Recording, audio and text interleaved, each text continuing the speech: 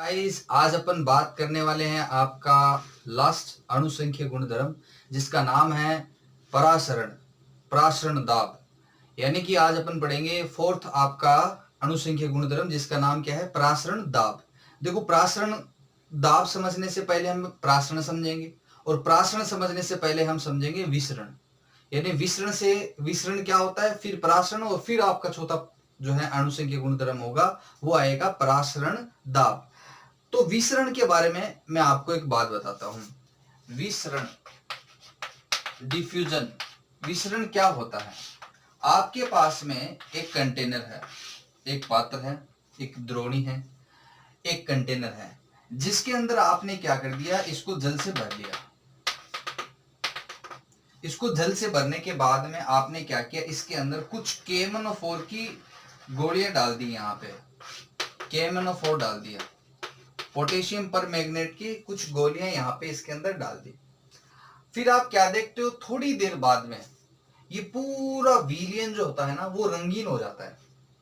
यानी कि ये थोड़ी देर बाद में देखते ही देखते क्या हो जाएगा, बैंगनी रंग, इसका पूरे विलयन का बैंगनी रंग हो जाएगा। यानी कि KMnO4 जो होगा उसके अणु सर्वत्र इस पूरे जल में फैल जाएंगे, पूरे पात्र में फैल जाएंगे। तो ये जो घटना है, यानी कि ये जो घटना आपने देखी कि KMnO4 यहां पात्र के पेंदे में आपने डाला जैसे ही, तो यहां पर पहले KMnO4 ज्यादा है, फिर KMnO4 यहां ज्यादा है। इसका मतलब यहां पे सांद्रता उच्च है। सांद्रता उच्च मतलब गाढ़ापन, यानी तुलनात्मक अणुओं की संख्या विलय की यहां पे ज्यादा है। तो आप बोल देते हो सांद्रता यहां पे क्या है, उच्च है। ठीक, क्योंकि यहां पे क्या है, KMnO4 उपस्थित है। लेकिन यहां बाकी जगह देखा जाए तो आप देखते हो कि KMnO4 नहीं है, आप कह देते हो सांद्रता यहां पे कम है, यानी यहां पे ये सांद्रता कम है। क्लियर। लेकिन थोड़ी देर बाद में आपने कहा कि सर ये पूरा विलयन जो होगा वो क्या हो जाता है, बैंगनी रंग का हो जाता है। इसका मतलब ये KMnO4 के अणु जो होते हैं थोड़ी देर बाद में पूरे विलयन में फैल जाते हैं। तो आप बताओ, जब ये पूरे विलयन में फैल गए, इसका मतलब यहां से जहां पे KMnO4 है, जहां पे सांद्रता उच्च है, उच्च सांद्रता से निम्न सांद्रता की ओर पूरे अणु फैल गए। तो जब कोई अणु उच्च सांद्रता से निम्न सांद्रता की ओर गमन करता है, फैल जाता है, तो इस घटना को, इस प्रक्रम को बोलते हैं विसरण। सरक गए, विसरण हो गया, डिफ्यूजन हो गया, फैलना। फैलने को ही हम क्या बोल देते हैं, यहां पे विसरण बोल देते हैं। लेकिन इस फैलने की घटना में आपने क्या देखा कि अणु उच्च सांद्रता से निम्न सांद्रता की ओर पूरी तरह फैल गए। क्लियर, ये बात ध्यान में रखनी है। परासरण की प्रक्रिया थोड़ी अलग है इससे। अब परासरण को समझते हैं। परासरण क्या होता है, परासरण, ओस्मोसिस। ओस्मोसिस क्या होता है, परासरण क्या होता है। देखो, परासरण में क्या है कि आपके पास में ये एक कंटेनर है और इस कंटेनर के अंदर आपने क्या कर रखा है, एक यहां पे एक अर्धपारगम्य झिल्ली लगा रखी है। लो जी, क्या लगा रखी है, अर्धपारगम्य झिल्ली लगा रखी है। अब ये एक नाम और आ गया नया, अर्धपारगम्य झिल्ली। ये क्या होती है, तो शायद आपको यहां से इस अर्धपारगम्य झिल्ली के नाम से पता चलेगा। शायद अर्ध मतलब आधे, पारगम्य मतलब पार हो जाए। आपको पता है कि विलयन में दो घटक होते हैं, एक विलेय और दूसरा विलायक। ये अर्धपारगम्य झिल्ली क्या करती है, विलेय को तो जाने नहीं देती है, लेकिन विलायक को तो अपने में से गुजरने देती है। झिल्ली मतलब समझते हो ना, झिल्ली है जिसके अंदर बहुत महीन महीन रंध्र है, जो फिनॉल की या फिर जानते हो झिल्ली के जंतुओं के फैट की, या आप ऐसे कह सकते हो पोटेशियम फेरोसाइनाइड की बनी होती है। फिनॉल की या पोटेशियम फेरोसाइनाइड की बनी होती है, जिसके अंदर महीन महीन महीन महीन छिद्र होते हैं। और वो इतने महीन छिद्र हैं कि उसमें से विलेय के अणु नहीं जा सकते, है ना। सिर्फ क्या जा सकते हैं, आर पार क्या हो सकते हैं, सिर्फ विलायक के अणु ही आर पार हो सकते हैं, विलेय के अणु उसमें से पार नहीं हो सकते। तो इसका मतलब यह अर्धपारगम्य झिल्ली अपने में से किसको जाने देती है, विलायक के अणु को। विलायक के अणु इसमें से आर पार होके जा सकते हैं इस झिल्ली में से, लेकिन विलेय के अणु के लिए यह पारगम्य नहीं है। तो बताओ एक घटक के लिए तो पारगम्य है और दूसरे घटक के लिए पारगम्य नहीं है, इसीलिए इसका नाम क्या पड़ा है, अर्ध पारगम्य झिल्ली। यानी कि आधों के लिए यह पारगम्य है, आधों के लिए यह पारगम्य नहीं है। अब आधे कौन, विलायक जिसके लिए पारगम्य है और विलेय जिसके लिए पारगम्य नहीं है। ये यहां पे एक अर्ध पारगम्य झिल्ली इस पात्र के बीचों बीच लगा दी। ये एक पात्र है, इस पात्र के बीचों बीच ये एक झिल्ली लगा दी, एक दीवार खड़ी कर दी अर्ध पारगम्य झिल्ली की, जो सिर्फ विलायक के अणु को जाने देगी, विलेय के अणु को नहीं जाने देगी। ये ध्यान रखनी है बात, इसलिए इसका नाम क्या है, अर्ध पारगम्य झिल्ली है। बनी हुई किसकी है, फिनोल की, पोटेशियम फेरोसाइनाइड की या जांतव झिल्ली है। क्लियर। अब मैं आपको एक बात बताऊं यहां पे कि आप कहते हो सर हमने ये अर्ध पारगम्य झिल्ली लगा दी, ठीक, इस तरफ आप क्या करो, एक विलायक भर दो। जैसे मान लीजिए आपने जल ही भर दिया और इस तरफ एक गाढ़ा विलयन जिसकी सांद्रता ज्यादा है, और ये मान लो कि शर्करा का विलयन है, चीनी घोल के रखिए, चीनी घोल रखी और थोड़ा सा उसमें कलर भी है, रंगीन विलयन तैयार कर लिया आपने। तो शर्करा का विलयन है इस तरफ, शर्करा का विलयन आपने इधर भर रखा है।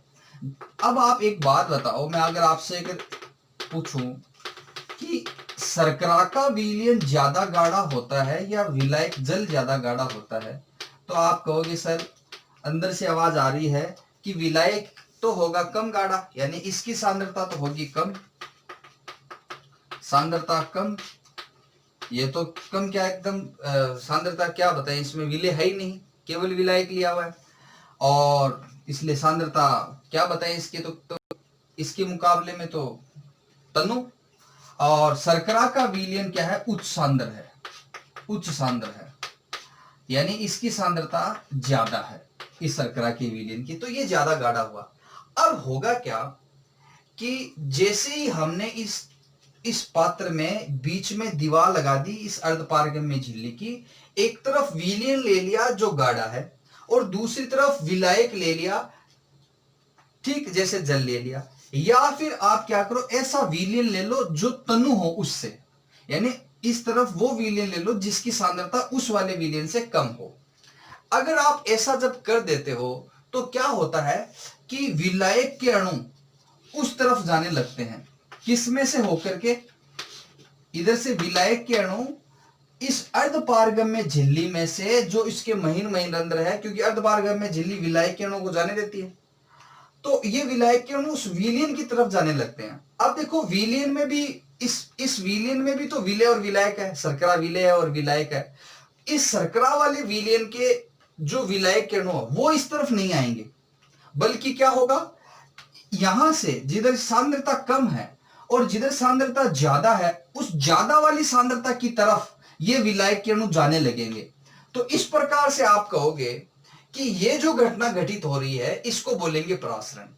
तो आप बताओ यहां सांद्रता क्या है, कम, और यहां सांद्रता क्या है, उच्च, और विलायक के अणु किधर से किधर जा रहे हैं, कम सांद्रता से उच्च सांद्रता की तरफ जा रहे हैं, और वो भी किस में से होकर के, अर्धपारगम्य झिल्ली में से होकर, इसलिए इसको बोलेंगे परासरण, इस घटना को।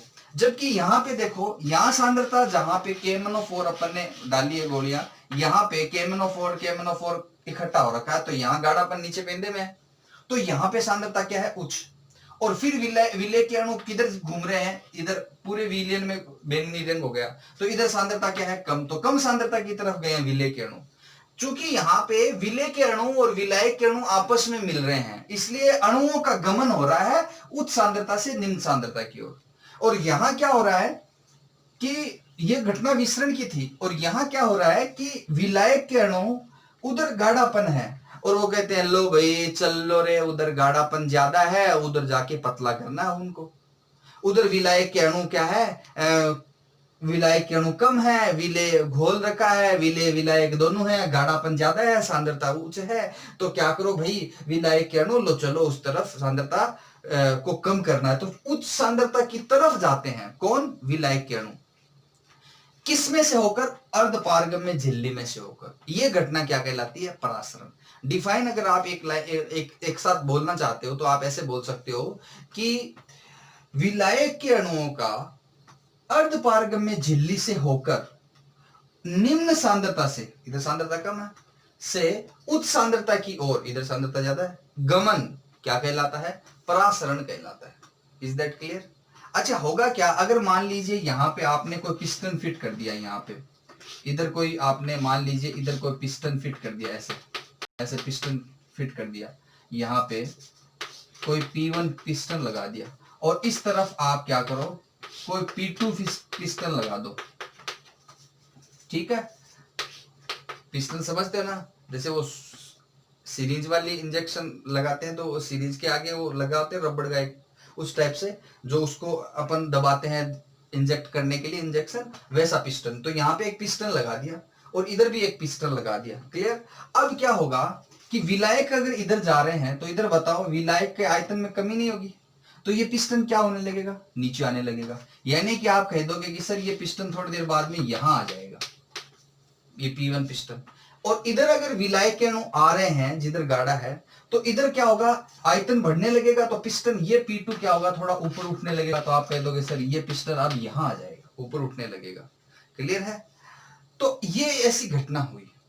आपने कहा कि परासरण की घटना के फलस्वरूप P1 पिस्टन तो नीचे की तरफ आ गया और P2 पिस्टन ऊपर चला गया। ऐसा होने से आपने कहा कि अब दोनों के बीच में साम्य स्थापित नहीं है, यानी कि जो पहले की कंडीशन थी वो वैसी नहीं रही और परासरण बढ़ता जा रहा है। तो आप क्या करो, आपको कोई कह दे कि भाई इस परासरण को रोको, क्या करो, इस परासरण जो हो रहा है इस घटना को क्या करो, रोको। या फिर ये जो विलायक के अणु इस झिल्ली से हो के आ रहे हैं, इसके विलायक के अणु को आने मत दो।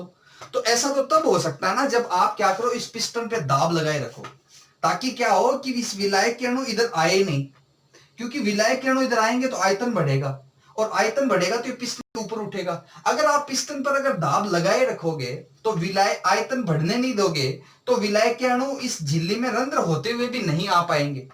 बात आ रही है ना समझ में? तो आपको क्या करना पड़ेगा, एक दाब लगाए रखना पड़ेगा ताकि परासरण की घटना रुक जाए, ताकि विलायक के अणु इसमें आए नहीं। तो विलायक के अणुओं को इधर आने से रोकने के लिए, यानी परासरण को रोकने के लिए आपको क्या करना पड़ेगा, इस P2 पिस्टन पर एक बाह्य दाब लगाए रखना पड़ेगा। उस बाह्य दाब को परासरण दाब कहते हैं। अरे वाह, क्या कहते हैं? परासरण दाब कहते हैं। तो अपन यही चीज और सीखना चाह रहे थे, जो अपना अणुसंख्यक गुणधर्म चौथा है वो यही तो है, परासरण दाब। तो आपसे कोई पूछे ऑस्मोटिक प्रेशर यानी परासरण दाब जो है वो किसे कहते हैं, तो आप क्या कहोगे कि विलायक के अणु अर्धपारगम्य झिल्ली से इधर आते रहते हैं। इस घटना को अपन ने अर्धपारगम्य झिल्ली से आते हैं निम्न सांद्रता से उच्च सांद्रता की तरफ, इसको हमने परासरण की घटना कहा। क्लियर? अब ये परासरण की घटना को रोकने के लिए बाह्य दाब लगाया जाएगा, उस दाब को परासरण दाब कहते हैं। क्लियर है? बात समझ में आ गई? आई ना बात समझ में? तो ये परासरण की घटना हुई। अच्छा, परासरण दाब जो है इसको अपन पाई से डिनोट करते हैं। किससे? पाई से रिप्रेजेंट किया जाता है। अब मैं आपको एक बात समझाऊं, आपने देखा होगा कि आप कई बार अपन ऐसे करते हैं कि रात को चने भिगोते हैं और सुबह देखते हैं कि वो चने जो है वो सुबह अपने को फूले हुए मिलते हैं। अच्छा, चने की जो ऊपरी जो परत है वो अर्धपारगम्य झिल्ली का काम करती है, और चनों के अंदर का जो माल है यानी उसके अंदर जो पदार्थ है वो एक तरह से गाढ़ापन है।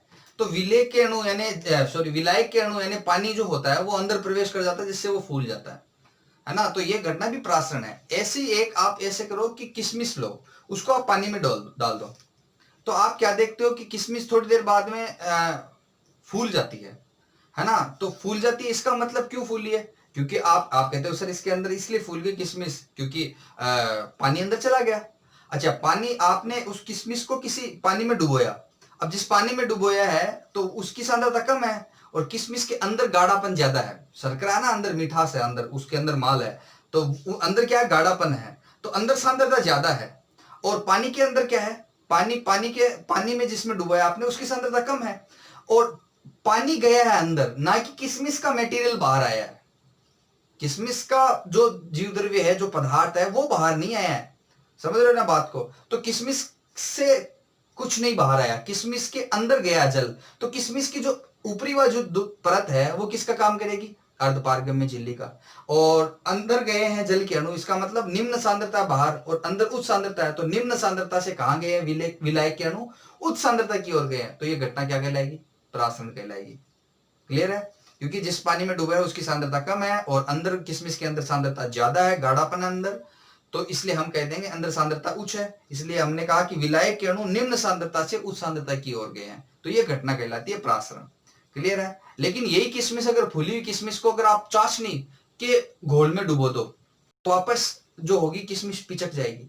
क्यों भाई, देखो होता क्या है कि चाशनी जो है वो इतनी गाढ़ी है कि उसकी सांद्रता, अब फूली हुई किशमिश की सांद्रता, फूली हुई किशमिश है उसकी जो अंदर की सांद्रता है उससे भी ज्यादा है, तो वापस अब सांद्रता किधर ज्यादा है, अब बाहर ज्यादा है, क्योंकि चाशनी में आपने उस फूली हुई किशमिश को डुबो रखा है, तो बाहर तो है सांद्रता ज्यादा, और अब किशमिश के अंदर तुलनात्मक रूप चाशनी के तुलना में अंदर सांद्रता है कम, इसलिए जल क्या करेंगे, बाहर आ जाएंगे, जल वापस बाहर आ जाएगा, क्योंकि जल को जाना कहां है, विलायक के अणुओं को जाना किधर है, निम्न सांद्रता से उच्च सांद्रता की ओर, तो चाशनी उच्च सांद्रता हो जाएगी और फूली किशमिश के अंदर क्या है, निम्न सांद्रता हो जाएगी, तो फिर वापस जल के अणु बाहर आ जाएंगे, फिर घटना, ये भी एक प्रासरण की घटना है।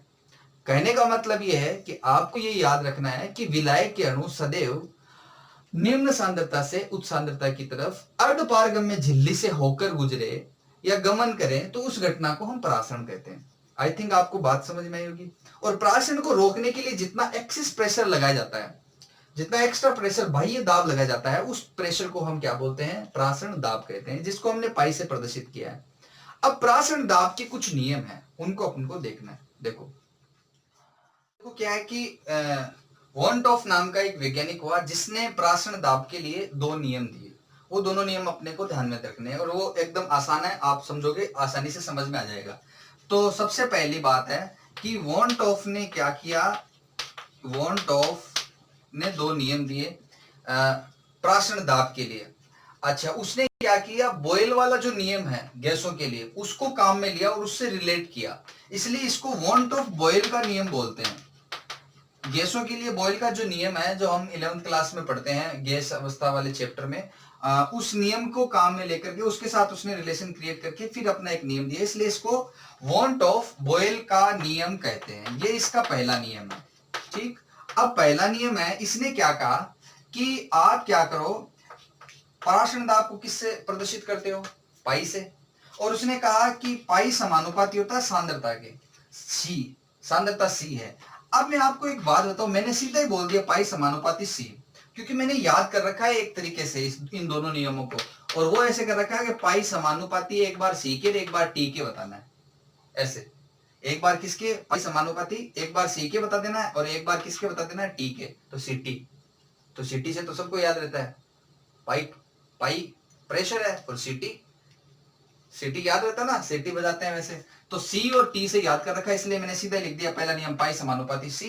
अब दूसरा नियम लिखूंगा मैं, क्या लिख दूंगा, पाई समानुपाती टी, ऐसे मेरे को याद कर रखा है। आपको भी इसी तरह से याद रखने हैं, पाई समानुपाती सी। अब देखो क्या हुआ, भौतिक गुण जो है वो मुख्य क्या है, ताप है, एक दाब है और एक आयतन है। ये दाब, ताप, आयतन, सांद्रता, ये जो है ये भौतिक गुण धर्म है। ठीक है, आयतन को एक बार आप छोड़ दो, दाब, ताप और सांद्रता। आपने देखो दाब और सांद्रता के बीच में रिलेशन क्रिएट कर दिया, यानी दाब के बीच में, यानी पाई के बीच में और सांद्रता सी के बीच में आपने रिलेशन बता दिया, तो ताप को छोड़ दिया ना आपको। तो इस नियम में आपको स्थिर क्या रखना है, ताप रखना है। तो स्थिर ताप पर प्रासरण दाब पाई सांद्रता सी के समानुपाती होता है, जिसे वॉन्ट ऑफ बॉयल का नियम कहते हैं। लो, हो गया,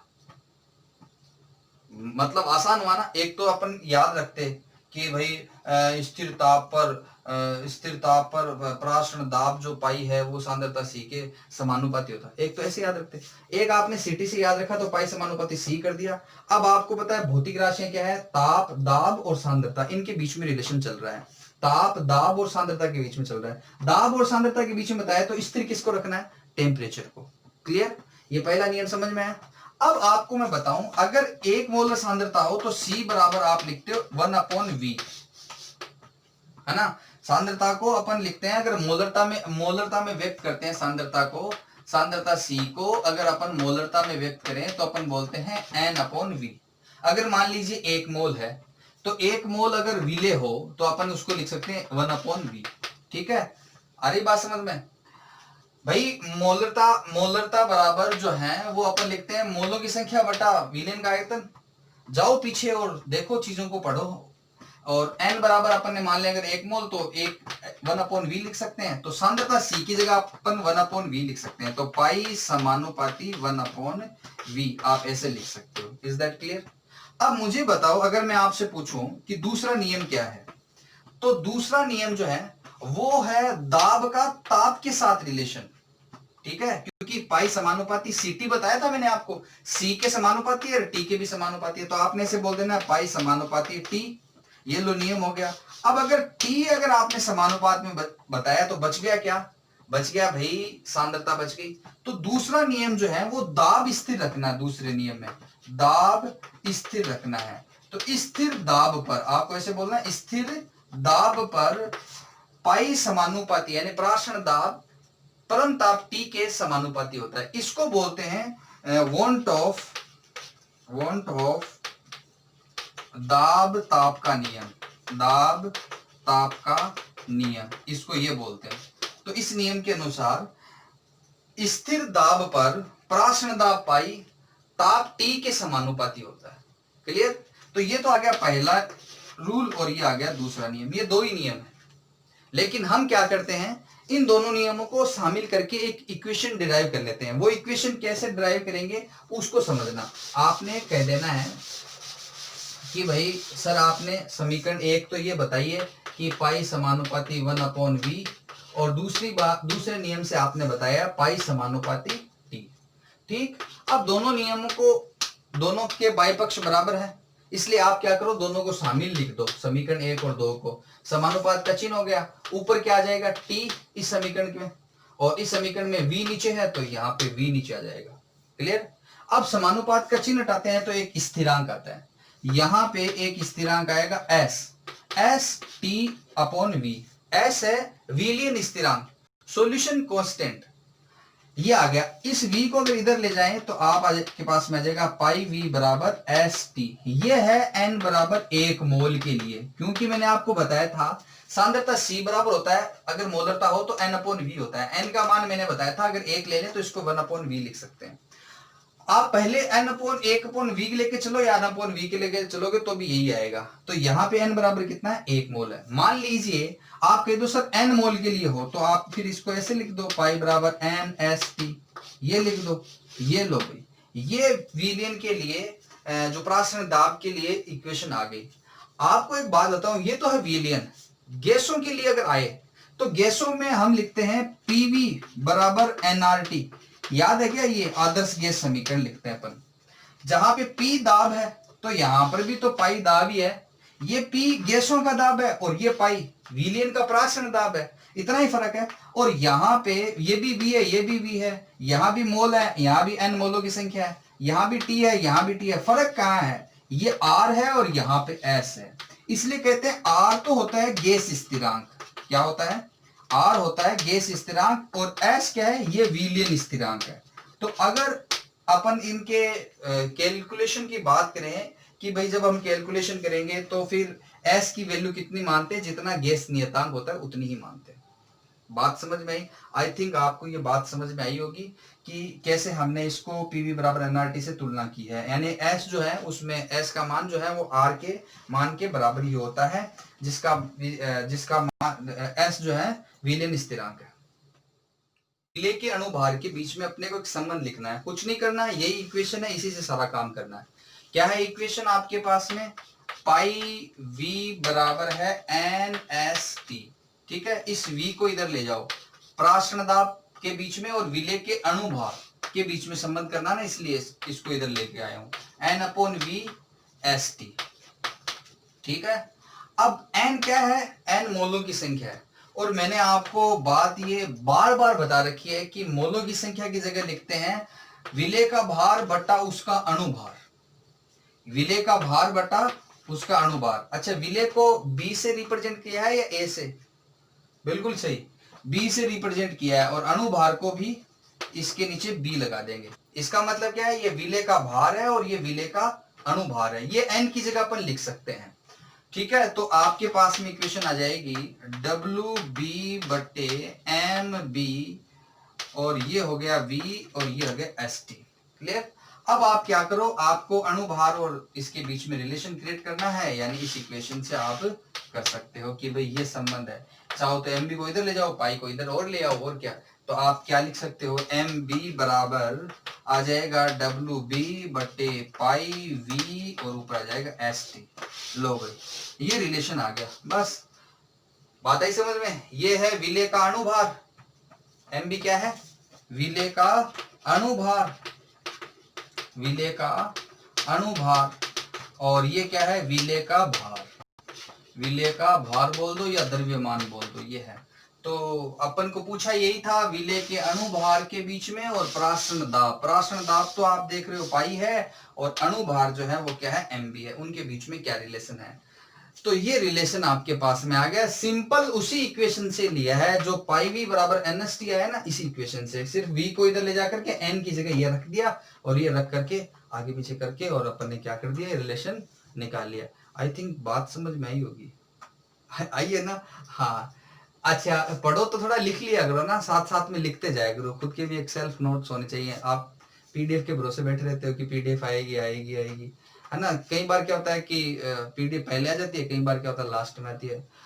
लेकिन उसके भरोसे ना रह करके आपके खुद के ओन नोट्स होने चाहिए, यानी कि आप भी तो कम से कम देखते टाइम टू द नोट क्या करो, थोड़ा कॉपी में लिखते जाया करो रफ पे। इससे क्या होता है कि वो चीजें याद हो जाती है ना। आई होप समझ में आएगा। मिलते हैं नेक्स्ट लेक्चर में। ओके।